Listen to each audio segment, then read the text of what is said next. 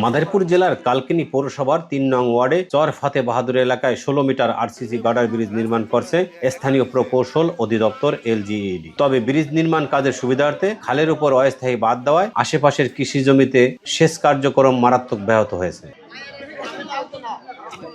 কৃষকদের অভিযোগ, শিকারমঙ্গল ইউনিয়নের ১, ২ ও ৩ নং ওয়ার্ডের প্রায় ৫০টি ব্লকে প্রায় ৫০০ বিঘা জমিতে বোরো ধানের আবাদ করা হয়ে থাকে এই খালের পানির উপর নির্ভর করে। সময় মতো পানি না পাওয়ায় অনেক জমিতে ধানের চারা শুকিয়ে যাচ্ছে, কোথাও কোথাও চারা নষ্ট হয়ে পড়েছে। একই সাথে সবজির চাষও ক্ষতির মুখে পড়েছে। কৃষকের সুবিধার্থের জন্য আমাদের ব্রিজটা এক প্রান্ত উঁচা করা হোক। আমাদের এই ব্রিজে অনেক সমস্যা হইতেছে, 50টা ব্লকের ধান নষ্ট হইতেছে, এরা বান ছাড়তেছে না।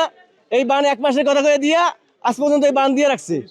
ব্রিজের কারণে আমরা ব্লকে পানি পাইতে আসি না, আমাকে জমিনে ধান লাল হয়ে যাইতে আছে। এই চাষাবাদের সাথে প্রায় ৩০,০০০ মানুষের জীবন জীবিকা জড়িত। ফসল ঘরে তুলতে না পারলে পরিবার নিয়ে চরম দুর্দশায় পড়তে হবে বলে জানান ভুক্তভোগীরা। আমি মানে কি জমিনে সার দিতে পারি না, পোলা ফেললে আমি ভাত খেতে পারি না, আমি চলতে পারি না, ফিরতে পারি না। আমার যে জায়গা জমিন আছে আমার সব শেষ হয়ে গেছে। আমি দুনিয়ায় থাইকে লাভ নাই, আমি পোলা ফেললে কি করবো আর কি খাই? পানি বগর আমরা ধান লাগাইতে পারি নাই, আর যে লাগাইছি সেও পুড়িয়া গেছে, লাল হয়ে গেছে, জমি ফাইটে গেছে, গায়ে নিরিতে পারি নাই। ব্যাগ কিছু ঠিক মতো দিতে আসি, সার দিতে আসি, ধান পাইতে আসি না পারি ব্যাগ।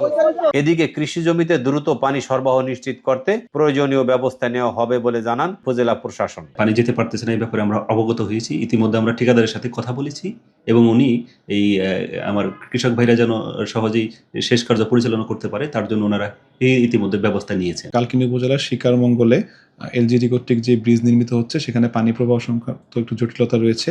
এই বিষয়ে আমি উপজেলা ইঞ্জিনিয়ার সাহেবের সাথে কথা বলেছি, তাকে অনুরোধ করেছি তিনি যেন পানি প্রবাহ স্বাভাবিক করার জন্য ব্যবস্থা নেন।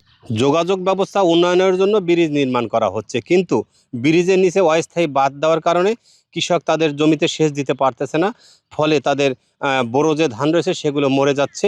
তবে কৃষকদের দাবি দেশের উন্নয়ন হোক, ব্রিজ নির্মাণ করা হোক, কিন্তু সেটি কৃষকের স্বার্থ রক্ষা করে। জিয়াউদ্দিন লিয়াকত, মাই টিভি, কালকিনি।